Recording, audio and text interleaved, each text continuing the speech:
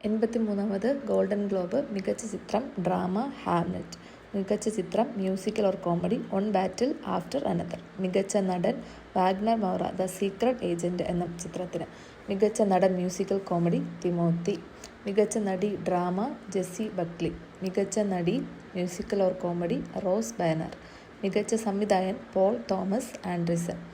ഓടക്കുഴൽ പുരസ്കാരത്തിന് അർഹനായത് ഇ.പി. രാജഗോപാൽ. ഉൾക്കഥ എന്ന സാഹിത്യ വിമർശന ഗ്രന്ഥത്തിനാണ് അവാർഡ്.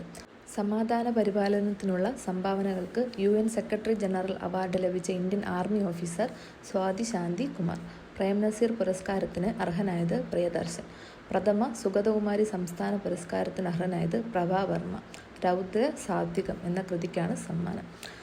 ടൈലർ പ്രൈസ് നേടിയ ശാസ്ത്രജ്ഞ ടോബി കയേഴ്സ്. ഈ പുസ്തകം പരിസ്ഥിതി നോബൽ എന്നറിയപ്പെടുന്നു. ഭൂമിക്കടിയിലുള്ള ഫംഗൽ നെറ്റ്വർക്കുകളെക്കുറിച്ചുള്ള പഠനത്തിനാണ് പുരസ്കാരം. 18ാമത് ബഷീർ പുരസ്കാരത്തിന് അർഹനായത് എസ് ഹരീഷ്. പട്ടുനൂൽപ്പുഴു എന്ന ഗ്രന്ഥത്തിന്. JC ഡാനിയൽ പുരസ്കാരത്തിന് അർഹനായത് ശാരദ. 2 തവണ മികച്ച നടിക്കുള്ള ദേശീയ പുരസ്കാരം നേടിയിട്ടുണ്ട്. സമ്മാനത്തുക 5 ലക്ഷം രൂപ. ലോകത്തിലെ ഏറ്റവും വലിയ AI ഫിലിം അവാർഡ് നേടിയത് സോയ്ബർ ലെസി.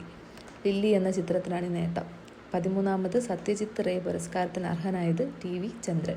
ഇന്ദിരാഗാന്ധി സമാധാന പുരസ്കാരത്തിന് അർഹനായത് ഗ്രക്ക മൈക്കൽ.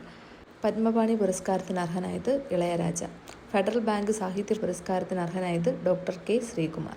MD വാസുദേവൻ നായർ എന്ന ജീവചരിത്രത്തിനാണ് പുരസ്കാരം.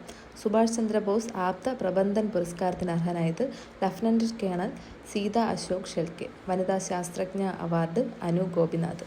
പ്രഥമ ഷാഫി മെമ്മോറിയൽ പുരസ്കാരത്തിന് അർഹനായത് ജിതിൻ K.